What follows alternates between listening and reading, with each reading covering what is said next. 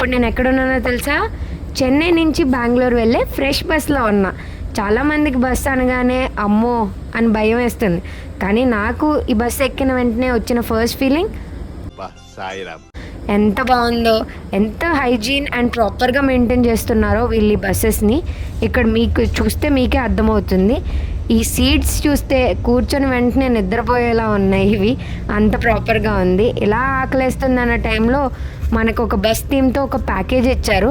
ఇందులో ఏముంది అని చూసే లోపే ఇక్కడ మనకి రాగి చివడ ఒకటి ఇచ్చారు, ఓకే, అండ్ వెట్ వైప్స్ ఇచ్చారు, మ్యాంగో జ్యూస్ ఒకటి కూడా యాడ్ చేశారు, and millet chikki and water bottle కూడా ఇచ్చారు.